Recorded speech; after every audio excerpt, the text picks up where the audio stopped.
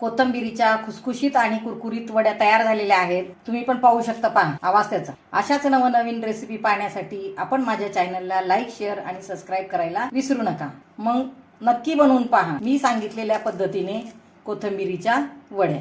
नमस्कार, आज मी तुम्हाला कोथिंबीरीच्या वड्या बनवून दाखवणार आहे. त्यासाठी मी कोथिंबीरीची एक जुडी घेतली होती. ही जुडी मी निवडून मिठाच्या पाण्यामध्ये स्वच्छ धुवून घेतलेली आहे. आता आपण ही कोथिंबीर बारीक कापून घेऊया. कोथिंबीरीत टाकण्यासाठी 8-9 लसणाच्या पाकळ्या, बोटाच्या पेरा एवढा अद्रक, थोडीशी कढीपत्त्याची पानं आणि आपल्या आवश्यकतेनुसार हिरव्या मिरच्या. त्याच्यानंतर आपण त्याच्यामध्ये अर्धा चमचा ओवा आणि अर्धा चमचा जिरे इसळणार आहोत. आता हे सर्व आपण बारीक वाटून घेणार आहोत. कोथिंबीर आपण बारीक चिरून घेतलेली आहे. आता आपण ह्याच्यामध्ये हिरवी मिरची, अद्रक, लसूण, जिरे, ओवा आणि कढीपत्ता हे सर्व मिक्सर मधनं काढून घेतलं होतं, ते आपण ह्याच्यामध्ये मिसळलेलं आहे. त्याचप्रमाणे अर्ध लिंबू, त्यातल्या बिया मी काढून घेतलेले आहे, तेही त्याच्यामध्ये मी पिळणार आहे. चवीनुसार आपण त्याच्यामध्ये मीठ टाकणार आहोत आणि अर्धा चमचा हळद. आता आपण ह्याच्यामध्ये मी 1 थेंबही पाणी न टाकता हे बेसन पीठ ह्याच्यामध्ये मिसळणार आहे. आपल्याला जसं लागल तसं बेसन पीठ घ्यायचं आणि ह्याच्यामध्ये आणि हे व्यवस्थित मळून घ्यायचं. 1 थेंबही पाणी न वापरता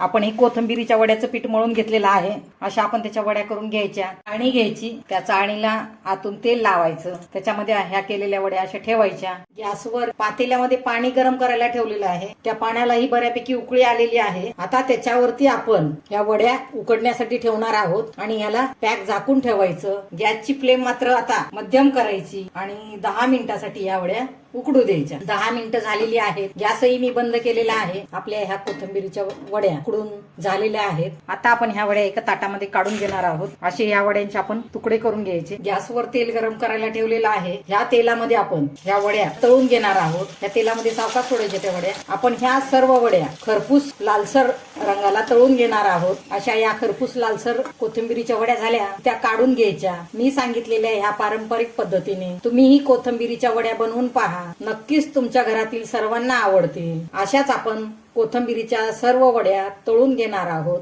धन्यवाद.